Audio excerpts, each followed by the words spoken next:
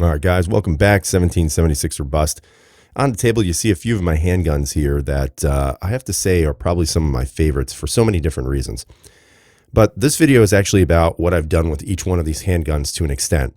What you see here are all handguns that have some form or another of new springs put in them. In my opinion, making them a little bit better performers. It doesn't necessarily mean you have to do any of this stuff. I know some people will say, well, you don't need any of that stuff. Just use whatever the gun comes with. And that's true. You don't have to use any of these things.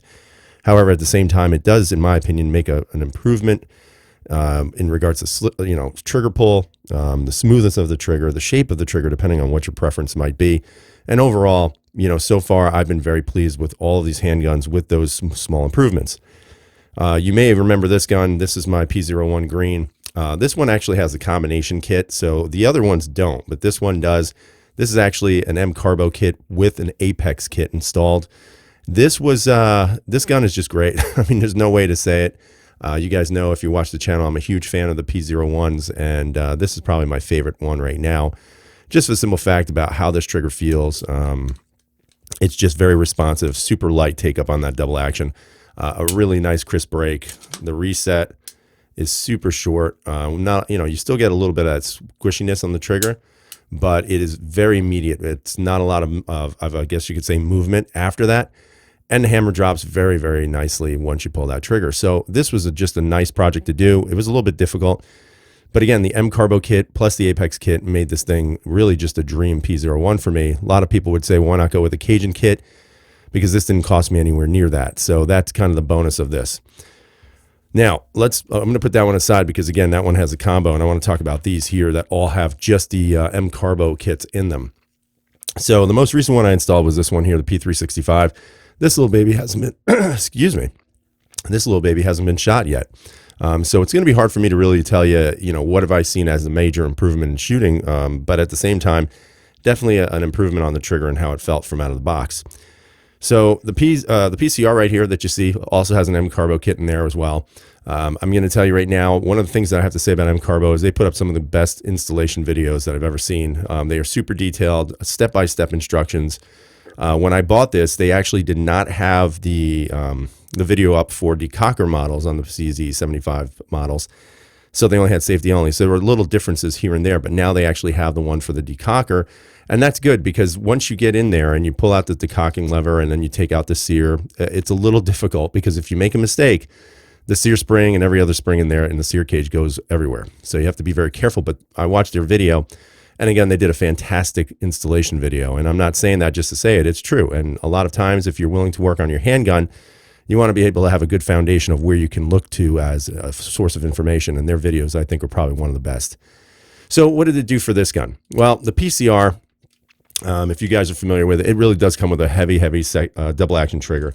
It's heavy, it's grindy, it's what I would say probably not a very good double action trigger, but at the same time, it is manageable, break it in a little bit, and it works just fine. When I put the MCARBO kit in this thing, I noticed right away that the hammer movement was more responsive with the trigger pull because the actual poundage went down considerably to what it was before. Again, it breaks fairly, and again, everything is safety check, guys, so don't freak out. But again, it breaks fairly smoothly. The take-up is a lot easier now to manage, and then it's a nice crisp break. The single action, again, very typical CZ. You've got that single action where it's very, very positive, has a little bit more travel right there on the trigger, but as soon as you hit it right there, it breaks so nicely. So there has definitely been an improvement on the double and single action. So just to kind of give you what I'm talking about, I'm going to do one trigger pull, half cock, double action. So you're looking at 7 pounds, 12.9 ounces. When I first got this sucker was pulling about 9 pounds, which was really heavy. And some people might say, well, I'm still an expert shot with a 9-pound trigger. Well, God bless you. I'm not. The single action, what it went down to, let me just clear that out, is now pulling at 3 pounds, 2.2 ounces. So again, big improvement in my opinion versus the almost 9 pounds versus the 6, I think it was like maybe a 5 or 6 pounder. Probably about 6 pound single action when I got it. So now we're looking at about 7 and 3. That's without any polishing. That's without any internal work. It's just a spring kit. So you can't beat it, at least in my opinion. And even more importantly, you're looking at about $25. $25 to get that improvement to me is worth it. Again, your opinions may vary, but I think it's been a very good addition to the handgun. So this is my Phantom. This is one of my favorite CZs as well. It's a full sizer, but at the same time, you'll notice that it is not, well, that's the wrong magazine, duh. You'll notice that it isn't super huge. I absolutely think if you're looking for a full-size polymer CZ and you like the P10 and the, the P07 and the P09, you really should check out the Phantom if you can still find them. I heard that they were discontinuing them again, which kind of sucks. But anyway, I did do a spring kit in this. The one thing I did not do was I did not put the sear spring in this model because the internals are a little bit different from other 75 models. So everything is connected. So the sear cage and I think the trigger bar is all connected as one piece. And watching the video, I said, nah, I'm not comfortable with doing it. So I never dropped the sear spring in here, but I did all the springs that were required. And again, has there been an improvement just on that? Absolutely 100% there has been. Again, here's your, again, half cocked is the way I'm going to carry it, but you can see you've got your long take up, which is a very classic CZ. But then when you get to that point, it's a little heavier, I would say, than the PCR, but it's a fairly smooth take up. You can see how responsive the hammer is with the trigger, which I like. It goes all the way back and then it breaks. The reset, again, pretty short. I'd say the reset is shorter than the PCR. And then you have a little bit of slight movement. So the movement is shorter than the PCR. And then a really nice single action. So let's take a look to see what these look like after the springs were installed. Your double action is 7 pounds, 10.4 ounces.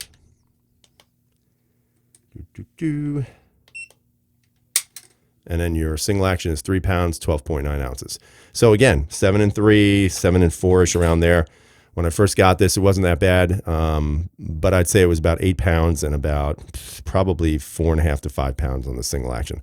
So again, maybe it's not a world record for trigger pull weight, but at the same time, for $20-something, it just makes the gun more enjoyable to shoot. Much more controllable with that hammer, staging it properly, making sure you've got that good trigger pull on there, and then it breaks such a nice smooth break. So again, another major improvement. Now, here's my Glock 19. Again, just a spring job. Came with a couple of different springs. Again, you can check that out on their website at MCARBO, and I would highly recommend it. But this was a super easy job. Obviously, you guys know that when you work on a Glock, it's probably one of the easiest guns to work on, if not probably the easiest gun to work on. I did put an Apex trigger in here, which, of course, came with the trigger bar.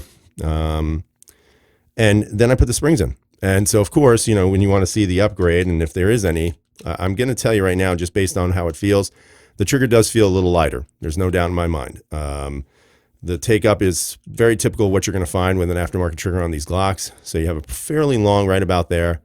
Keeps on squishy, squishy, and then it finally breaks. This is what I've noticed about any upgrade in a Gen 4 is that, you get a little bit of that squishiness. The reset is super short, nice positive reset, but not unmanageable. And then it breaks fairly short.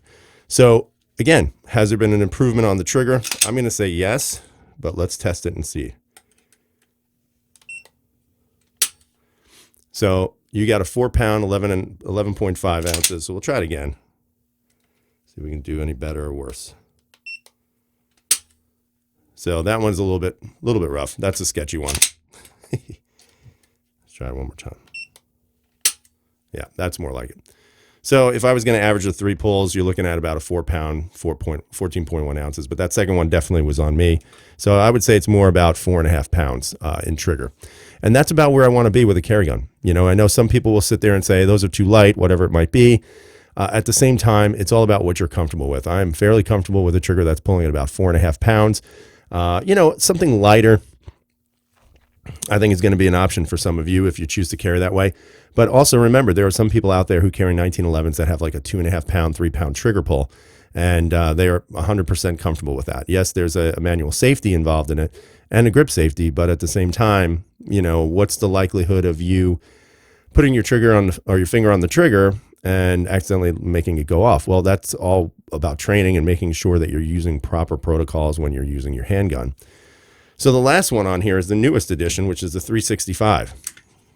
So I just did a video on this the other day, and I talked a little bit about the trigger, so I'll talk a little bit about it again. And again, this is a complete spring job by MCARBO. Again, $20, $25 around there. And one of the things I noticed is that the trigger just feels more responsive right off the bat. When I had the trigger out of the box, it just felt a little grindier. Now, some people say work the trigger, because a lot of that stuff will smooth out.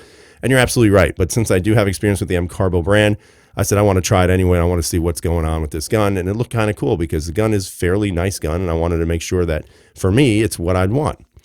So again, your trigger take up is fairly short right there.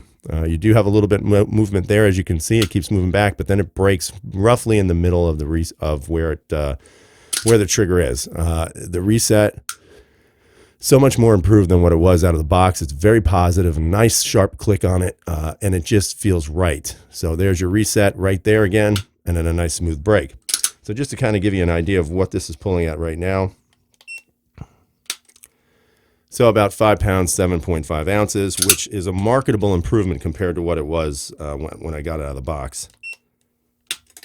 And about 6 pounds, 3.1 ounces, and that's probably on me. So you're looking at about 5 pounds, 13.3 ounces. So overall, how did this improve? Well, this thing was pulling at almost, I posted a picture of it. I think it was like over 7 pounds, almost 8 pounds on the trigger. To me, that's just not a good trigger. Now, I know some people say work the trigger, break it in, but I don't see any significant lowering of a weight, even when you break a trigger in. So when you're pulling at an 8-pound trigger, that heaviness on that trigger will affect your shot. At least it would for me. Again, I can only speak for myself. You may be different because you might be an expert, but I am not. So as a result, once the trigger weight comes down, you get a nice smooth trigger pull, which should allow you to increase your accuracy on your shooting. So this video is basically about MCARBO and how it improves triggers. And, some might say this is a sales pitch for MCARBO, and maybe it is, but I like their products. I believe in their products. You guys see that I use it in my handguns. I've had no issues with them whatsoever. I think Apex are my two favorite companies to go to when it comes to any kind of trigger work, because they do products that work. They also engineer their products right. They drop test the hell out of them, and they just do a really solid job overall. So chime in down below. Tell me what you think about MCARBO. I'd love to hear what your thoughts are. But again, something you might want to consider doing. They have a pretty broad range of different guns they have spring kits for, and I would highly recommend them. So leave those comments down below. Hopefully you guys are doing all right. And, just stay safe. Keep close to your loved ones, especially at this time that we're in. And as always, everyone, freedom is never free.